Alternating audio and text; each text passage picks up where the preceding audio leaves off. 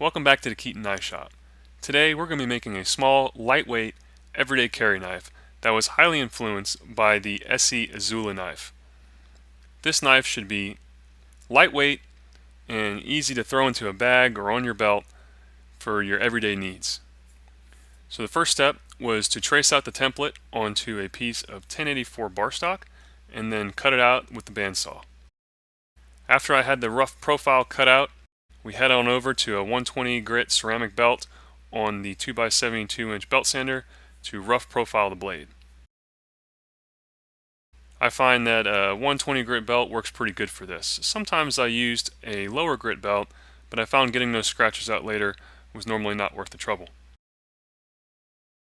You can see here that I was able to utilize my new Origins Blade Maker's small wheel attachment. My wonderful wife got that for me for my birthday, and I've been using it on every knife since.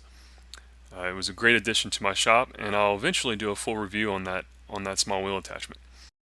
So after I got the profile all nice and ground out, I went over and marked out where I wanted my holes to be drilled, and then drilled 2 holes with the number 12 drill bit. The number 12 drill bit size can accept 1/4 inch Corby fastener shafts, and we'll be using 1/4 inch Corby fasteners on this knife. And then mocked up with scribes all my grind lines. This here is the center line of where I'll be grinding my bevels to.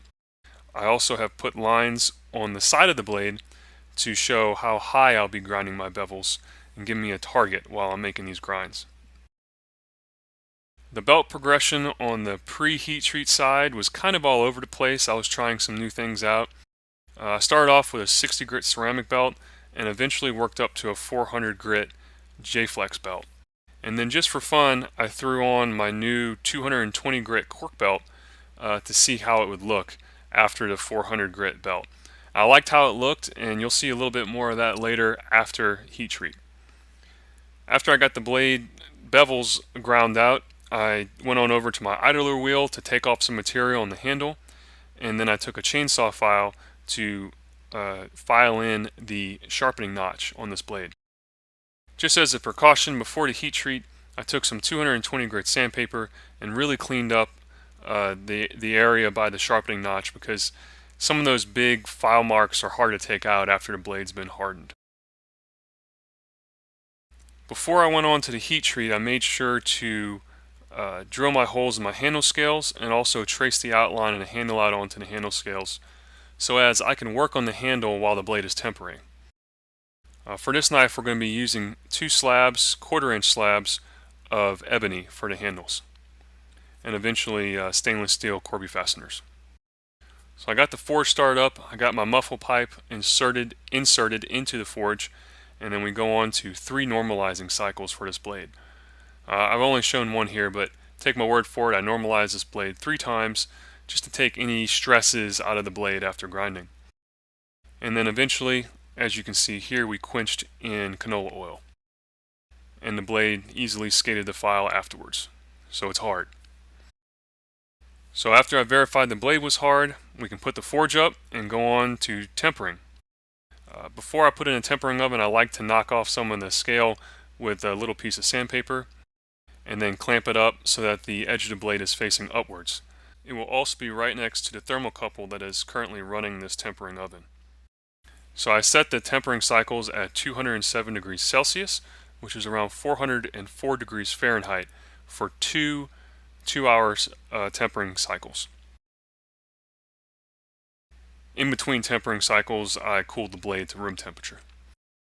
While the blade's tempering, I was able to start shaping the handle scales. I cut them out roughly on the bandsaw, and then brought them over to the belt sander to start shaping the front of the handle scales. I've took this angle to a 45-degree angle with a 220 grit belt, and then brought it up by hand to a 600 grit finish. I found the 600 grit finish looked pretty darn good on these ebony scales, so I stopped there.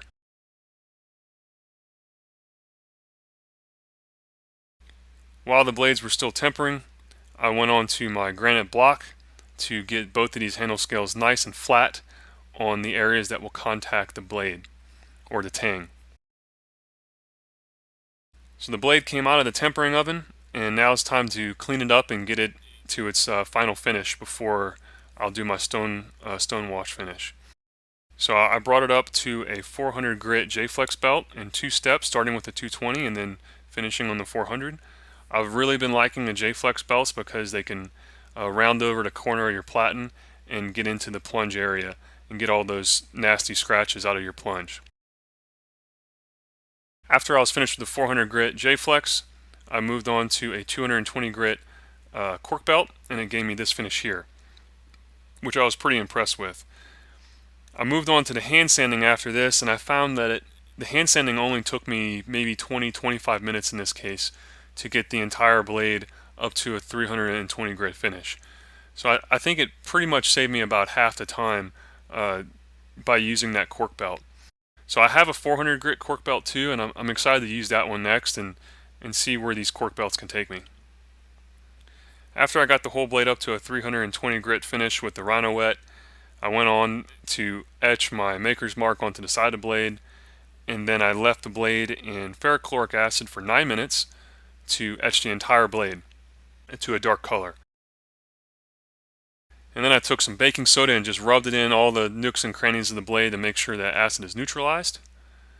Sprayed it down with some lubricant and put it into a bucket full of rocks.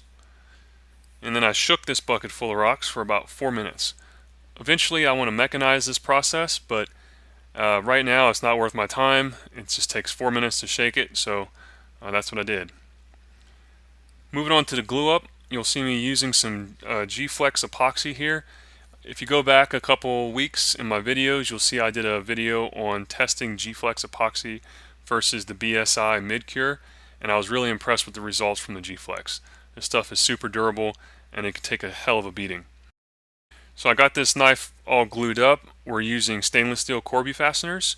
So the stainless steel Corby fasteners in conjunction with the G-Flex epoxy should yield a bulletproof handle that has years and years of use on it. Pretty much should never come apart. So I get the handle all put together and then take some time to clean up the front of the handle scales. Make sure there's no epoxy on the blade here with a cotton swab and a little alcohol. You won't be able to go back and clean that up easily after the epoxy is cured, so make sure you do that in advance. After 24 hours of cure time overnight, I cut off the heads of the Corby fasteners and then started profiling the handle down to the tang.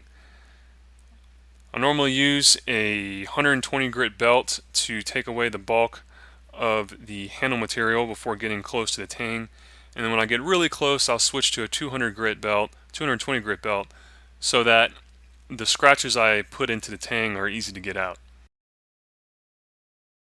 And then I'll do my initial handle shaping on the belt sander using these 1-inch scalloped belts. These are great. They don't gouge when you're getting into corners and radiuses, so I've really been liking those lately. And then I moved on to the hand sanding of the handle. I brought the whole handle up to a 600 grit finish. I started with a 320 and then eventually up to a 600 grit finish on the ebony scales here. After I get all the hand sanding done on the scales, I'll head back over to the belt sander and then just clean up the entire spine, because half of that spine still had some stone washing on it, so I wanted to get the whole spine to a satin finish. After that was accomplished, we went on over to the Kydex press, heated up 2 pieces of Kydex, and formed our sheath. I was going a little slower than normal here, but it didn't make that big of a negative difference, so the sheath still came out great and it conformed to the contours of the knife.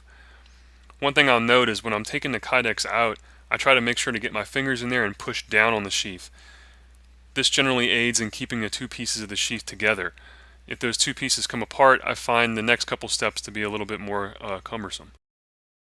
So the 2 sheath pieces stuck together, I was able to mark out where I want all 6 of my holes, punch all those holes, and then drill out those holes with a 1/4 inch drill bit to accept which is the right size for the eyelets I'll be using.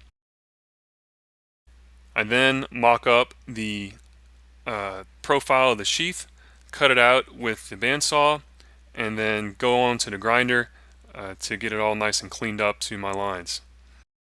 I'm using the 2-inch idler wheels on my flat platen to get the radiuses on the front or on the top of the sheath, and I found this to be a pretty good size for doing so.